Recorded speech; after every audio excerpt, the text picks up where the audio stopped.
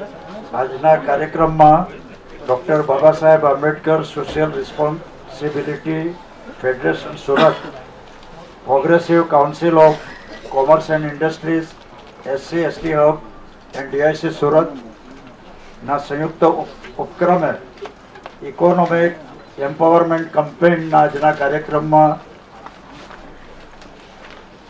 માનનીय अध्यक्ष श्री भगवान भाई गवई साहब, गुजराती चलेगा ना गवई साहब? हाँ चलेगा। આજના કાર્યક્રમના ઉદ્ઘાટક શ્રી જિગ્નેશભાઈ પટેલ સાહેબ, મુખ્ય મહેમાન Shri Subachan Ram saheb, ex chief commissioner income tax Shri OR Moriya saheb, high court advocate Mumbai Shri R.A. Jadiya saheb, ex DYSP Shri R.M. Patel saheb, ex IAS officer અને R.M. પટેલ સાહેબ અને મંચ પર ઉપસ્થિત તમામ મહાનુભાવો અને આમંત્રિત મહેમાનો, શ્રોતાજનો,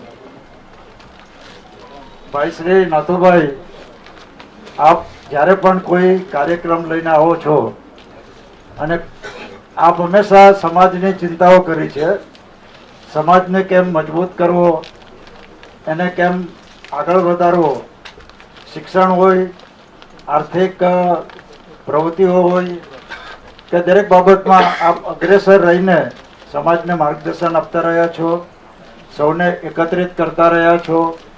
આપની સાથે સાથે R.J. પટેલ સાહેબ પણ સમાજની ખૂબ જ ચિંતા, સમાજ એટલે કોઈ કાસ્ટ નહીં, વંચિત સમાજ કે અભાવ વચ્ચે, વિટમણાઓ વચ્ચે જીવતો સમાજ કે જેને અનેક મુશ્કેલીઓનો સામનો અને સંઘર્ષ કરી રહ્યો છે, એ સમાજ માટે આપ લોકો આટલું બધું બલિદાન, ચિંતાઓ રાખો છો અને મહેનત કરો છો.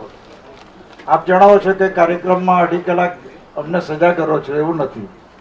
અમને પણ આપની સાથે સહભાગી થવાનો મોકો મળે છે, આનંદ છે, બાબા સાહેબનું ઋણ છે અને સમાજની ઋણ તો દરેક વ્યક્તિએ ચૂકવવાનું હોય છે, રાજ્યનું, શહેરનું, દેશનું. તો એ રીતે આપણે બધા કટિબદ્ધ હોવું જોઈએ અને અમે આપની સાથે જોડાયેલા છીએ.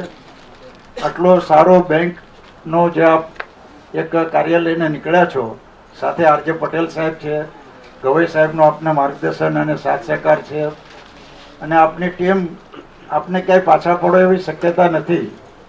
મારા તરફથી જે કંઈ પણ આપ કહેશો એ પ્રમાણે હું આપને યોગદાન આપીશ અને ફરજ છે આમાં, તો આપણે એકબીજાને સાથે મળીને કરવાનું છે. તો આ બધા મિત્રો જે ઉપસ્થિત છે એ બધા સમાજની ભાવના માટે અને સમાજ માટે કંઈક કરવાની ભાવના સાથે ભેગા થયેલા લોકો છે. તો આપને આમાં ક્યાંય પાછા નહીં પડવા દે એવી મને વિશ્વાસ છે. તો આજના કાર્યક્રમ માટે આપને ખૂબ અભિનંદન, પટેલ સાહેબને, ટીમને, આ સંસ્થાઓને, અને ભવિષ્ય માટે આ બેંકનું કાર્ય સારી રીતે થાય, આવી પ્રવૃત્તિઓ સારી રીતે કરતા રહો અને એમાંથી લોકોને ખૂબ લાભ મળી રહે અને સમાજ એક આર્થિક રીતે મજબૂત થતો જાય, વંચિત સમાજ. એવી પ્રાર્થના સાથે આપને સૌને શુભકામના પાઠવું છું. આભાર. જય ભીમ.